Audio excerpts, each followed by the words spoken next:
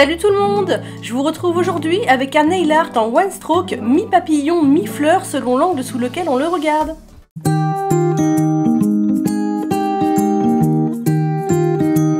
J'ai commencé par poser un vernis gris anthracite que j'ai matifié comme d'habitude pour que ma peinture accroche mieux. Puis j'ai pris mon pinceau à one stroke, je l'ai trempé moitié dans du orange, moitié dans du jaune pâle que j'ai obtenu en mélangeant du jaune normal avec un petit peu de blanc. Je fais d'abord les deux ailes supérieures du papillon parce que vraiment à la base je comptais vraiment faire un papillon, c'est un peu un hasard si ça ressemble à moitié à une fleur.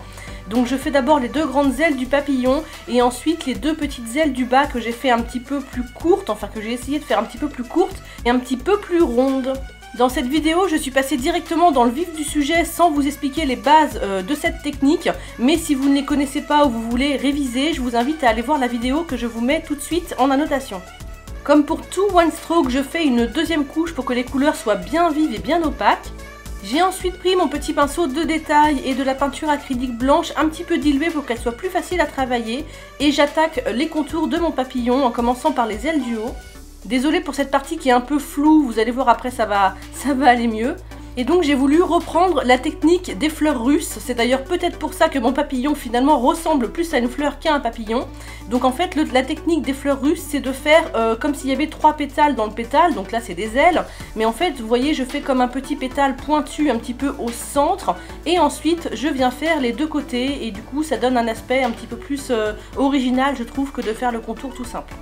Pour les ailes du bas, j'ai un petit peu simplifié le mouvement, je n'ai fait que deux parties de pétales en fait, une grosse partie et une petite sur le côté, j'ai fait pareil sur la deuxième aile du bas.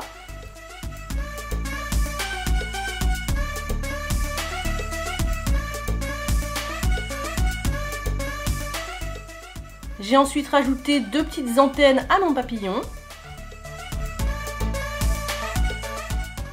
Et pour bien faire ressortir tout le motif, j'ai décidé de refaire un petit contour intérieur avec de la peinture acrylique noire que j'ai cette fois-ci énormément diluée pour qu'elle soit vraiment très fluide. Et donc j'ai repassé tous les contours à l'intérieur du papillon.